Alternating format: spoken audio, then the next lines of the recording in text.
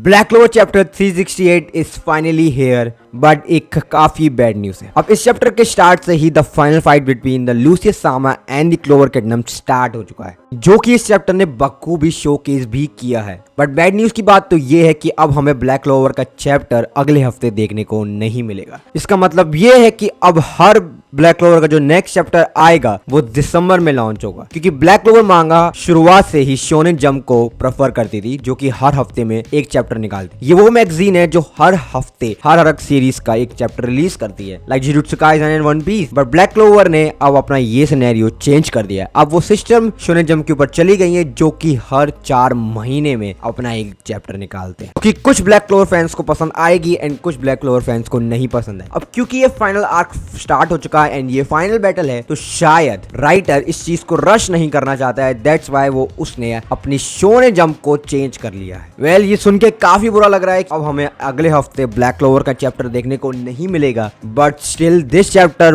Was a peak. पिछले chapter को देख के काफी कंट्रोवर्सीज हुई थी। पहली बात तो ये है कि सारे ब्लैक बुल्स के मेंबर्स इंस्टेंटली हील हो जाते हैं by using blood magic by the witch queen. And second controversy की बात सबसे बड़ी ये थी कि Asta can share his anti magic to the Black Bulls. अब इस चीज के ऊपर मैंने एक डेडिकेटेड वीडियो बना के रखी है, तो इस चैप्टर का रिव्यू देखने से पहले आप उस चैप्टर का रिव्यू देख ले, ताकि आपको चीजें फुल्ली तरीके से समझ में आए। अब इस चैप्टर की शुरुआत ही होती है कि हमें यामी वर्सेस मॉर्गन की फाइट दिखाई जाती है, जहां पे मॉर्गन यामी को कॉम्प्लीमेंट देता है कि तुम यार पहले से भी ज्यादा ताकतवर हो चुके हो, बट मेरे पे इतना टाइम नहीं है कि मैं तुम पे अब ज्यादा वेस्ट कर पाऊं। लूसियस सामा ने मुझे एक और मैजिक दिया, जो कि मैं इस फाइट में यूज करने वाला हूं, जहां पे मॉर्गन 2 तलवार को होल्ड कर रहा होता है। एक तलवार पकड़ी होती है द डार्क मैजिक, दूसरी तलवार होती है the light magic. That means कि मॉर्गन सेम टाइम पे 2 अलग मैजिक को यूज कर रहा है। जहां पे यामी मॉर्गन के ऊपर चार्ज करता है, बट मॉर्गन का डार्क मैजिक काफी स्ट्रांग होता है, वो एक स्लैश में यामी को काट देता है। बट स्टिल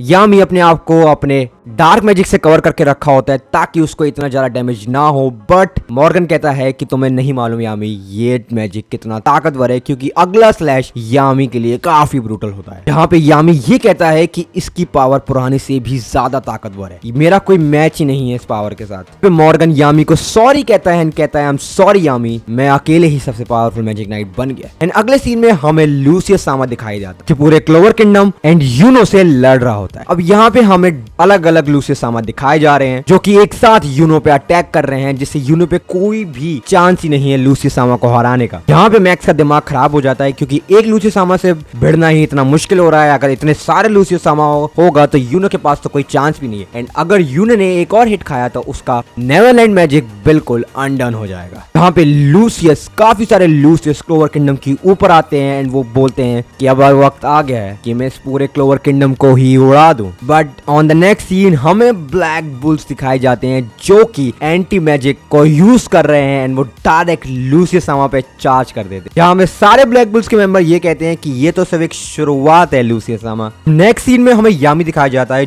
जो कि काफी ब्रूटली इंजर्ड हो चुका है एंड उस पे अब कोई भी चांस नहीं है। एंड मॉर्गन उसको फिनिश ऑफ करने आ ही रहा होता है, बट एकदम से हमें दिखता है नॉक्ड एंड इचिका, जो कि दोनों के दोनों अपने कैप्टन को बचाने के लिए आए। फिर एकदम से नेक्स्ट सीन में हमें आस्था फुल्ली चार्ज करते हुए दिखाया जाता है लूसियस के ऊपर एंड वो उसको एक डैमेज भी दे देता है। वहाँ पे आस्था यूनो से ये पूछता है कि तुम हारने तो नहीं वाले इतनी जल्दी, जहाँ पे यूनो रिप्लाई करता है ऑफ कोर्स मैं नहीं हारने वाला, I am the one who will become the wizard king. वहाँ पे आस्था एंड यूनो फिर से यूनाइट होते हैं एंड वो लोग अपने आप से कंपटीशन करते हैं कि जो भी पहले लूसियस सामा को हराएगा वो बनेगा द नेक्स्ट विज़र्ड किंग। और चैप्टर यहीं पे एंड हो जाता है। टू बी ऑनेस्ट ये चैप्टर मुझे थोड़ा सा शॉर्ट लगा, ऐसा लगा कि इस चैप्टर में इतनी डिटेलिंग नहीं दी गई है, क्योंकि अब हमें the next chapter black clover का दिसंबर में देखने को मिलेगा, जो कि फैंस स्पेकुलेट कर रहे हैं जो कि ब्लैक क्लोवर का फाइनल चैप्टर होगा। बट मुझे नहीं लगता कि ब्लैक क्लोवर इतनी जल्दी अपनी एंडिंग को रश करेगा, क्योंकि इस चैप्टर को रिगार्डिंग मुझे लग रहा है कि लूसियस वर्सेस यूनो एंड आस्था काफी लंबा चलने वाला है। एंड अब क्योंकि दूसरी तरफ मॉर्गन वर्सेस नॉक, इशिका एंड यामी चल रहा है, तो वो फाइट भी काफी